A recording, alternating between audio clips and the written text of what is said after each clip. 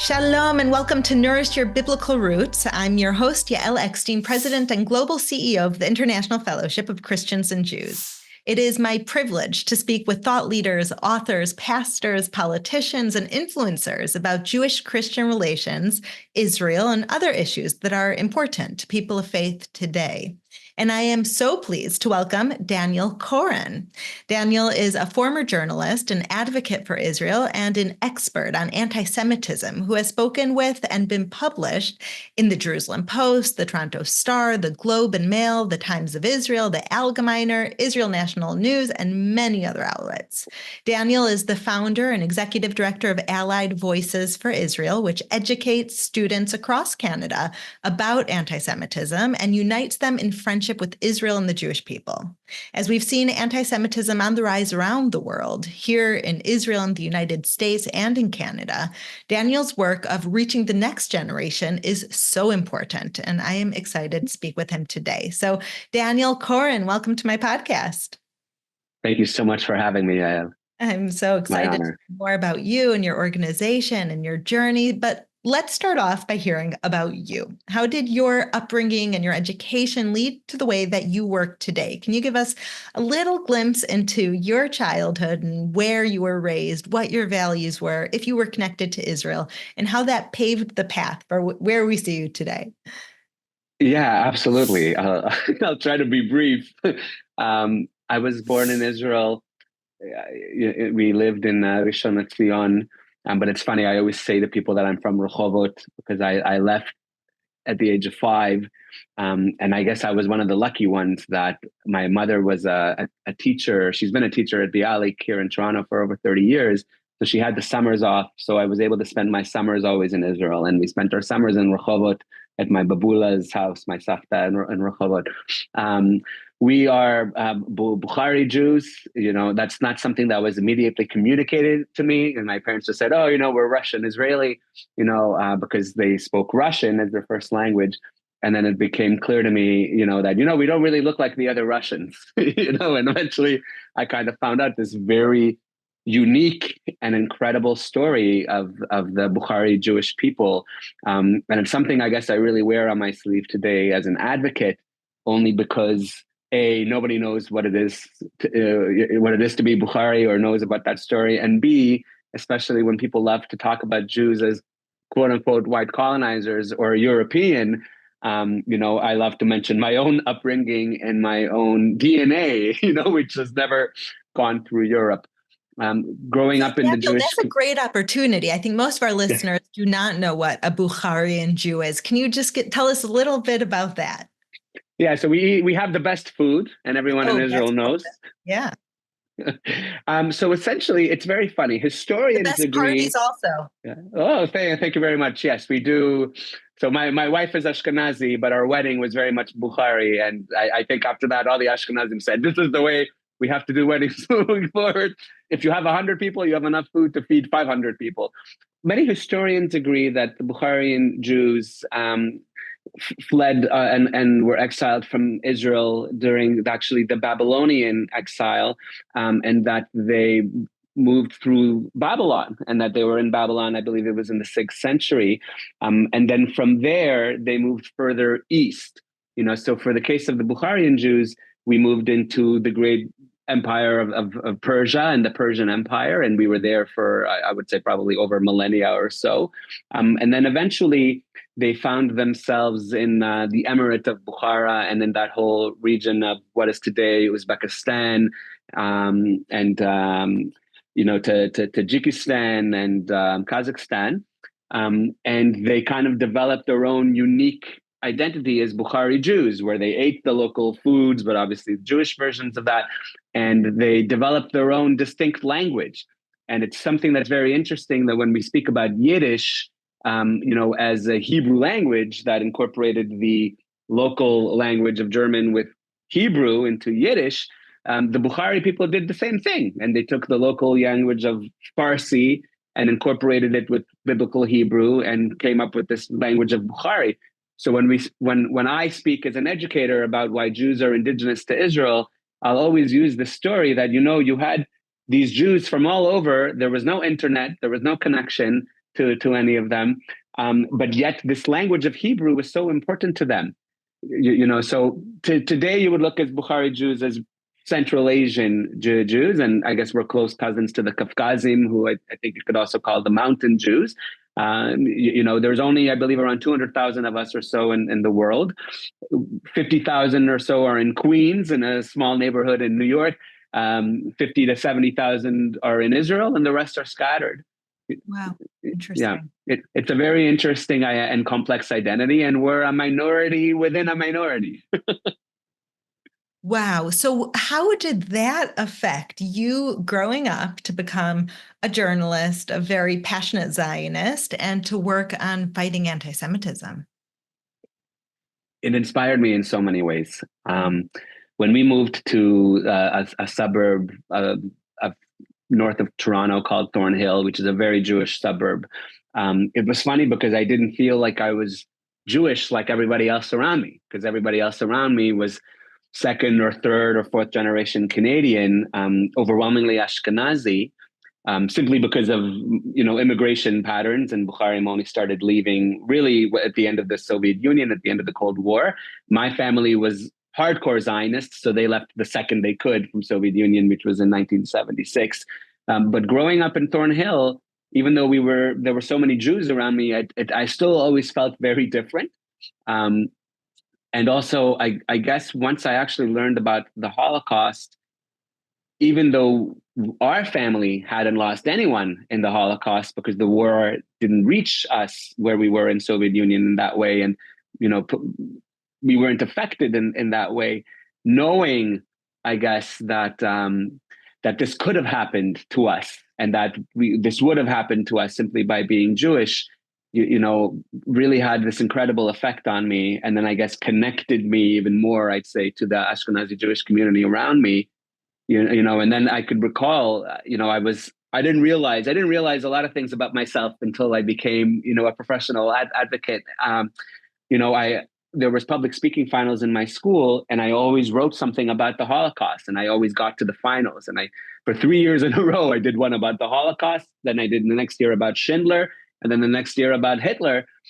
And it was crazy that I really immersed myself into this, because as a Bukhari and as Israelis, we weren't connected to UJA or any of these orgs because we were still like such fresh immigrants, but Israel and Zionism and Judaism were in our house, were part of who we were, every single thing that we did. So I'd say it very much influenced who I am as a person today. My parents very much influenced who I am as a person today, and being that proud Zionist and that proud Jew, but also being a person of the world.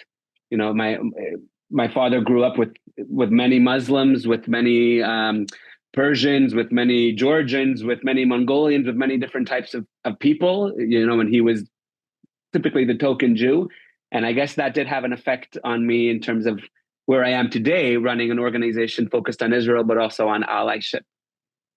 Wow. So you founded the organization Allied Voices for Israel, but before that, you were a journalist. It sounds like you did lots of publishing in high school, and you're very connected to telling the story and researching the story, different aspects of the Holocaust. What was your niche and passion when you were working in journalism, and how did it lead you to founding Allied Voices for Israel? So hilariously, Yael, my passion was music. My mother has been a choir teacher for over 30 years. We grew up with music in our house, and now I have two kids. They are 2.5 and 5.5, and overwhelmingly, I try to ensure that music is a big part of their lives. And I was trying to make it as a music journalist. I guess I was a bit lost in my early 20s. I wasn't sure what I wanted to do. And I guess my biggest passion was music. So the journalism I did was focused on music. And interestingly, as I started writing some articles in the Canadian Jewish News as a freelancer, still focused on culture and music, that's actually kind of what led me into the Jewish world, where I continued to try to have a focus on music and culture, because that was just a big part of my life. But eventually, I guess I had more of a focus and more of an interest on Israel, on advocacy. There was a time I remember when I was at Canadian Jewish News and I was reading these op-eds that I didn't agree with, and I was editing them, and I felt, you know what, I don't want to do this anymore. I really want to. I believe my passion now is Israel, and it kind of was just this natural progression. And it's funny because it's not until you start doing it that you realize, wow, this was set in stone. This was something I was meant to do. Since I was a child, it's been such a pivotal part of my life. Anyone who knows me says, Daniel, number one Jew, biggest Jew, even if we weren't, religious or observant in the classical sense. But even then, I'm recognizing that I question now what it means to be religious and what it means to be observant, because I'm so involved in this community in so many ways. But it was really a natural progression, I guess, from music into Israel. And then a lot of the journalism I was doing was focused on Israel and was focused on anti-Semitism. But even then, it wasn't kind of enough for me. And that's when I thought, you know what, I want to move into advocacy specifically. And it was at that time I was being poached by B'nai B'rith Canada, which is a very well-known human rights organization here in Canada. So it was a very natural transition, even though you wouldn't quite think those two, music to Israel, would be so natural, but it was. Wow, incredible. So tell us about Allied Voices for Israel. What does your organization do? So I founded, and with an incredible group of people, had the opportunity to establish this organization in March of 2023 was when we came up with the idea, and we launched in July of 2023, just 3 months before October 7th. The idea was, because I've been a Jewish community professional now since 2011, 2012, and because I had such a unique, I think, experience as a Bukhari, and in my 20s, I did a lot of work, to put myself through school as a server, and I was always like the token Jew anywhere I went. And I recognized that simply by being a Jewish person, and most Canadians, especially in certain areas, have never met a Jewish person, I was able to educate and correct so many of the wrongs and the stereotypes and the propaganda that people would talk about as it pertains to Jewishness, and that was a proactive form of advocacy that I didn't even realize myself, because I always wore my Magen David and my heart on my sleeve. And, I'm the type of person that if I see somebody and I'm wearing it, I'm thinking, oh, I'm going to go out of my way to be very nice or very this, or show them, that whatever they've heard or whatever negative things they've heard simply aren't true, and I'm going to make an impact on this person's life. He who saves one life saves the world entire. I really believe in that. And I believe that if you're able to make an impact on one person's life, you can make an impact on that entire community. So it was, again, something I didn't realize when I was doing it as just a Jewish Canadian, as an Israeli. But then when I had this opportunity to create something on my own, I thought allyship and education, are the most proactive forms of advocacy that we can do. And we're always being told in the advocacy space, stop responding, be more proactive, stop responding to every little thing, but but try to do things preemptively. And I recognize that simply by engaging in conversations and by introducing the Jewish story and by educating, non-Jews, that is a form of advocacy, and that allyship is a form of advocacy.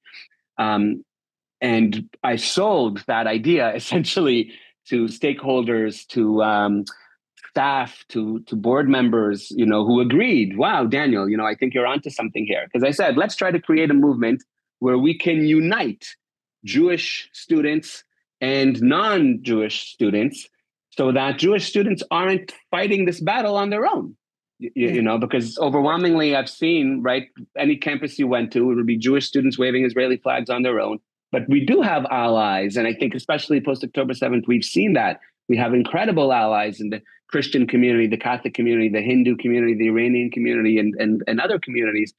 So it was something I felt we need to create a movement of our own, where we can build bridges proactively and not just ask those allies to stand with our community, but ensure that we are also there for their community, because allyship is a two-way street. And it was from there that we were able to launch this organization.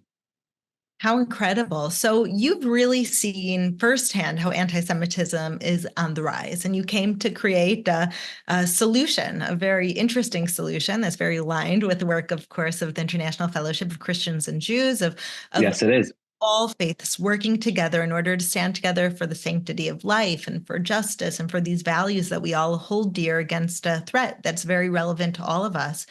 But you have been on the forefront, the front lines of anti-Semitism being on the rise. As a journalist, as a previous journalist, what role do you see the media playing in the spread of anti-Israel and anti-Semitic messaging? So I see social media especially playing the biggest role, right? Yeah. Um, I very much am a believer in coexistence, in peace, and in partnership. And I look at Canada and the United States as those countries where people from all over the world can come and can coexist with one another, right? And I think what social media has done is it's eliminated the ability to have real and meaningful and nuanced conversations. I don't think we can ever get a real message across in 72 characters or less, or whatever it is. And I think social media has kind of trained us to be in this activism mindset. We were always against something. There's always a versus, there's always an opponent when it comes to social media. And I believe that has now brought us to this new world where we can't get along anymore, where Republicans and Democrats in America can't get along, where liberals and conservatives in Canada can't get along, where Israelis and Palestinians can't even have conversations, right? And I think the politics of Israel and the politics taking place there are its own thing. When people try to have those conversations with me here, I'm like, so how does that justify you coming to places of worship and attacking us and saying hateful rhetoric and espousing violent rhetoric towards us Jewish Canadians, right? Whether I support Israel or not, that is not the ideal of Canada. That is not the dream, of Canada. The dream of Canada is that you come here, you abide by the morals and values that we cherish here, and that we engage in respectful dialogue. And even if we disagree, we shake hands and we go on our way. Social media, I believe, has led us to that. And then the traditional media, I would say, has been taken advantage of by social media, because it became to this place where, we have to keep up. So everything is no longer about quality and about researching a piece, or about objectivity. It's about who's the first person to run the most sensationalist headline.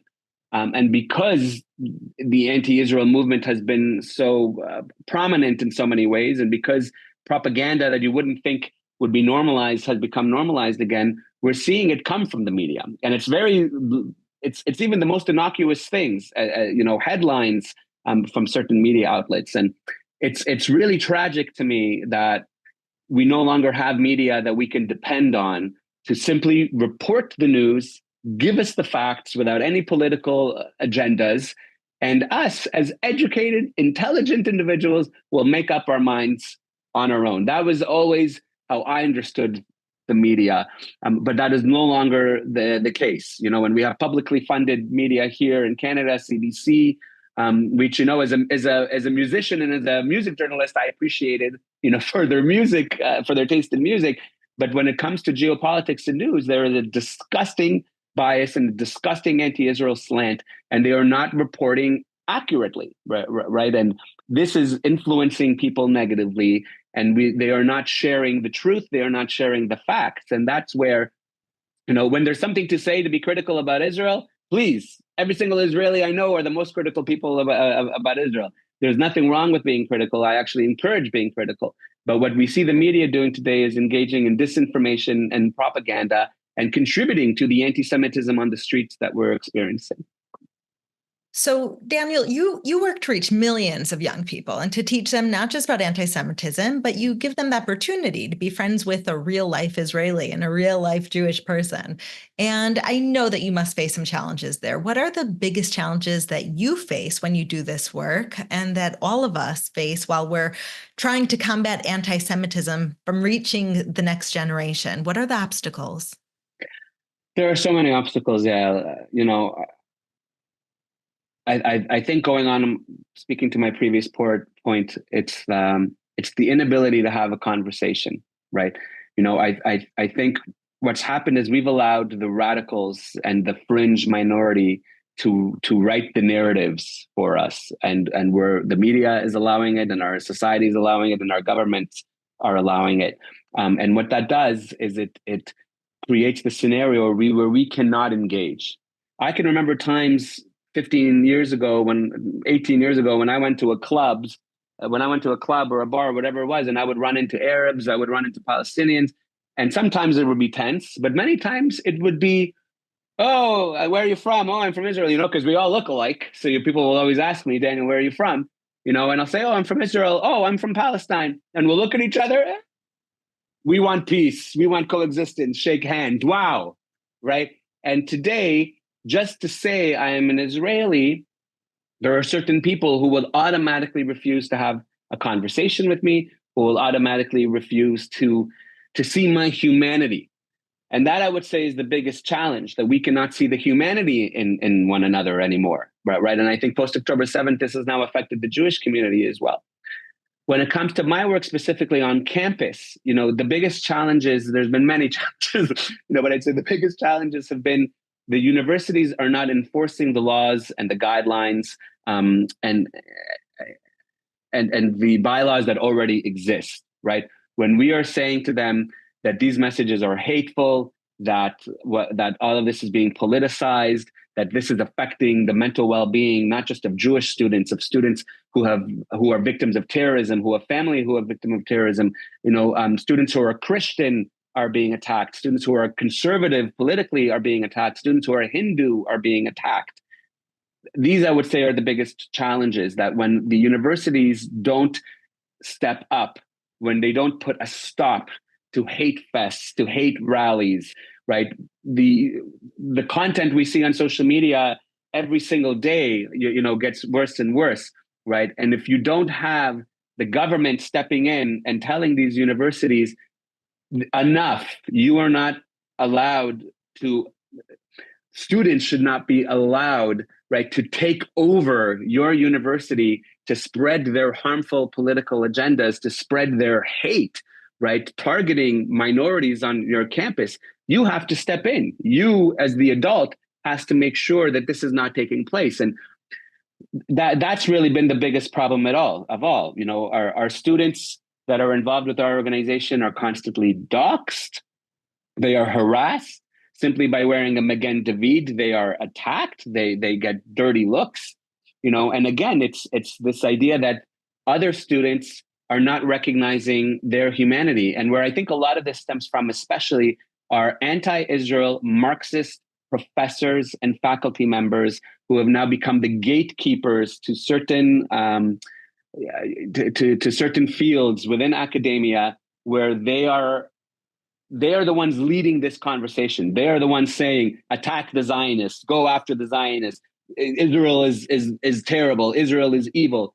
You can comb through their socials. They don't say a word about real abusers of human rights. They don't say a word about Iran or North Korea or Venezuela, but they're obsessed with Israel, right? And this leads to the targeting and demonization of Jewish students and our allies.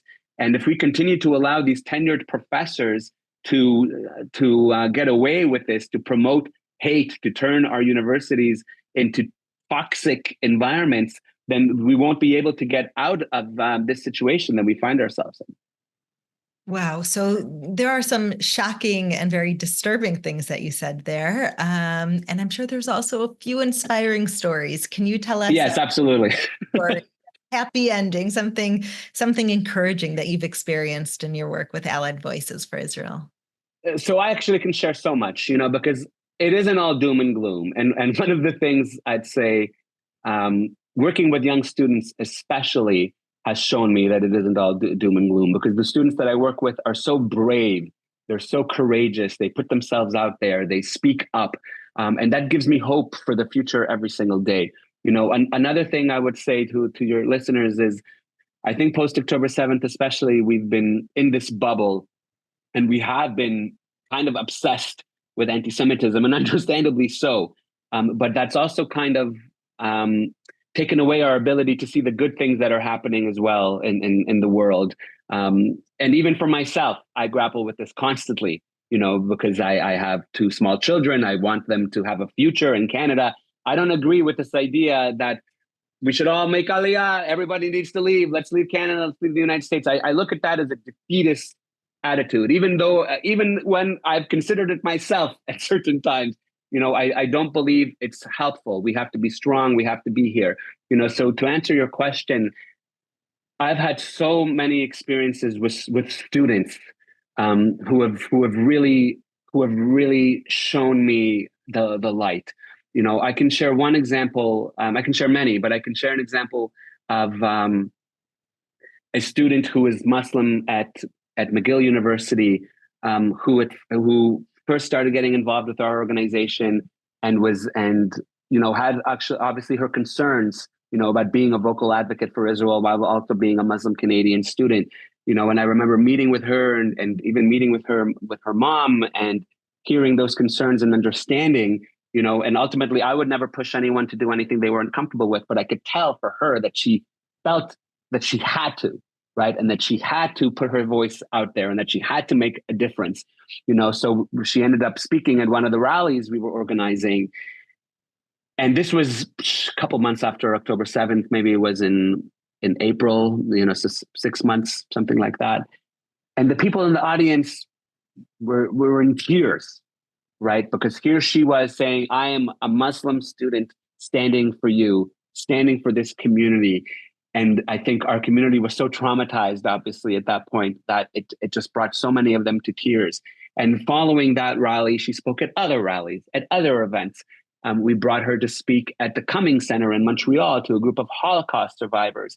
And the Holocaust survivors were in tears, and now she's gone on her own as a content creator, as an influencer, as an educator. I think she'll be happy and appreciate me sharing her name. Her name is Rehana Adira, and she has been a tremendous advocate, not just for Israel, but for peace and for coexistence. And she also speaks about Islamophobia and that anti-Muslim hatred is real. She also speaks about experiences even within the Jewish community where people have thought certain stereotypes about her or whatever. And I think that, is so important for the healing process and for us to have those conversations, So I wouldn't say there's been a happy ending because it hasn't ended. She continues to do incredible work. But that's been something very inspiring for me. And one other short story I would share is when we first launched this organization and we have Israel in our name, there were no student clubs, official student clubs, who would partner with any of our students when we launched this in July of 2023.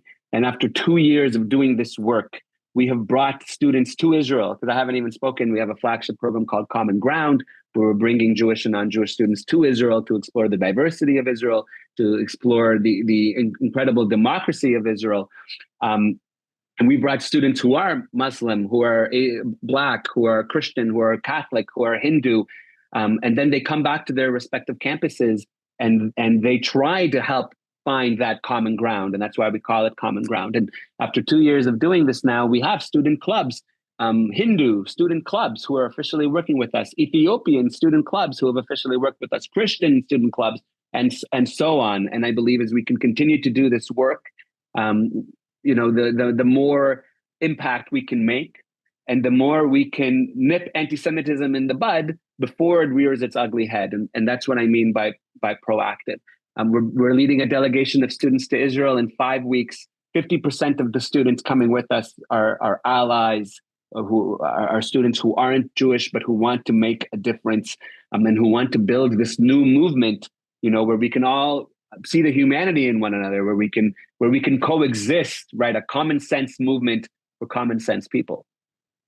Amazing, incredible work that you do. So Unfortunately, it's time to end, but I would love to hear some final words of wisdom. Sometimes people share a Bible verse that inspires them or a quote that they turn to during hard times. Can you leave us with one thought that our audience should have in their hearts right now? Yes, my father has said something to me, 3 words that are my mantra that I wear on my sleeve. Life is beautiful.